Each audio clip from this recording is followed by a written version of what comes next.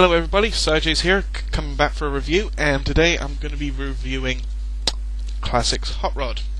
I know he's Rodimus, but it'll be a cold day in hell before I actually recognize this guy as Rodimus.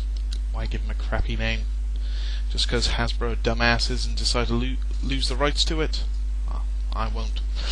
Reason I'm doing my Classsics Hotrod instead of my G1 is because my G1 is, he's one I've had from when I was a kid, and suffers the design fault that most of the original G1 Hot Rods do, which is, i.e., his canopy's missing. And I'm not, I don't think I'm being right to you guys if I do a review of a figure if he ain't complete. So I've got a convertible Hot Rod. Okay, but he should be good enough for me to do a comparison. And on the vehicle modes, you can instantly tell that Classsics Hotrod is quite taller, but they are actually just as wide as each other. I know I've got this weird lighting effect. Wait a sec. That's a bit better.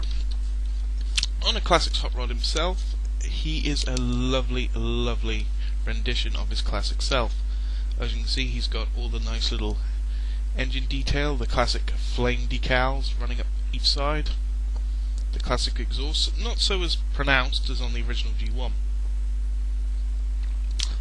The only thing, he's still got painted in headlights, where the original G1 has normal. The only thing missing is an Autobot symbol there, which if I find a sticker sheet I will actually put on him. He does have a nice rub signal, rolls quite well, and he's got a rub signal on there. Give you a little detailed view. Like I said, lovely, lovely alt mode, and a big ass fin. Whoa. Sorry folks, we were dipping. One of course thing you'll notice is that he's got this big blue flame coming out the back, which is actually his projectile. And the actual detailing on the flame is actually something to be, I really do like that. It is really, really nicely done. So kudos to Hasbro for doing that. And on the back it does give him a sort of Batmobile look. One thing, my camera won't show it up, but inside the canopy there, you have a lovely molded cockpit with lots of nice detailing in there. You've got a couple of seats, you've got a steering wheel, and it really adds a lot to the figure. Okay, moving on. According to his official instructions, he has 3 modes, and this other mode is possibly the weakest thing I've ever seen in my life. It's combat mode. And the way you do combat mode is you split the part a bit, slide it forward, put the projectile in for effect, and that's supposed to be combat mode. And yes, it sucks ass. You end up with this huge... There's no reason for this mode to exist. Don't know what the hell Hasbro were thinking when they decided to do this. Okay, going into robot mode. First thing you'll want to do is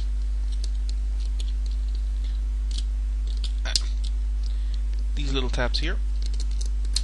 Let me just refocus you a bit. Pull out these tabs, which will pull out the back wheels.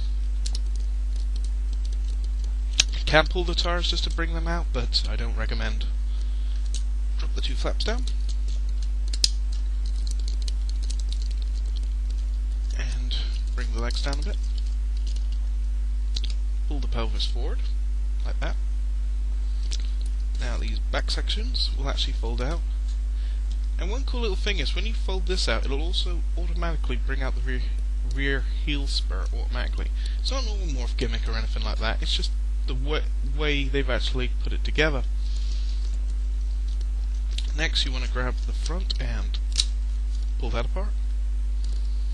And you'll want to move these sections forward as you bring the whole lot down, which will also reveal the head. Once you're in this this section, you want to rotate the fins on either side of that like that, and then rotate the whole section. And finally, the last thing to do is we just get his hands out.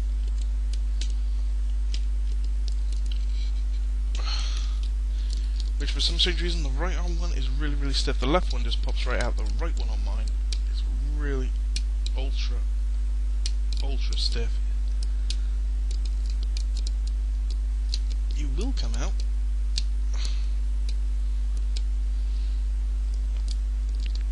Oh. That was a bit of a challenge, but we got there in the end.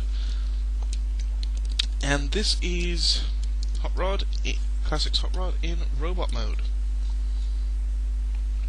Give you a detailed view of him. Lovely little head sculpt, but I do find the head, for me and personally, it looks a little small. But he's,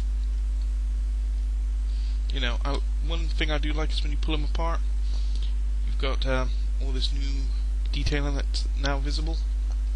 Backpack's got not really detailing, but you can see they made an attempt on this thing. You know, you've got also like detailing on the insides of the arms. There you go. He does have light piping, which shows his eyes as a like mild purple. Articulation in this mode. His head does a full 360. His arms will do a 360 if you just bend them at the elbow, just to clear this rear fin. Refocusing him. So I'm still getting used to this new setup of the cam there, and my monitor there, hence the reason my eyes keep going like that. Legs will go forward, but they won't go back because of this, and don't try and force them back, because else you'll end up like the G1 problem and you'll rip off that rear canopy. Legs will go out to the side. They will, as long as you open his leg flaps, they will bend at the knee, and they will also rotate at the knee.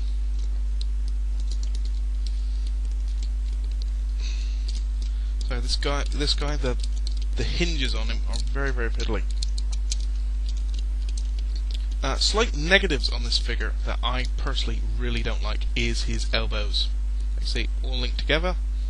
Open it up, and you end up with this 90-degree hole, which I personally hate.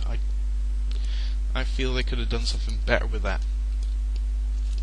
Give you a size comparison. I'll transform his little G1 self. It doesn't take too long.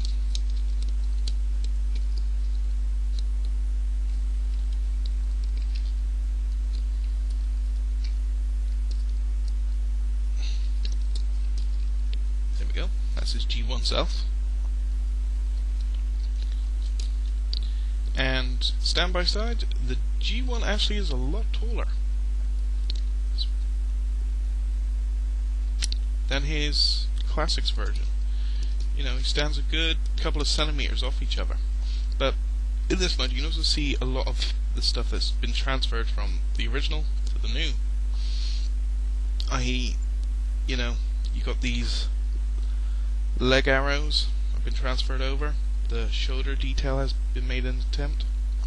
You've also got piping on the legs and piping on the forearms, and also the crutch section they've also tried putting together, which is quite cool. The one other little thing with this guy is,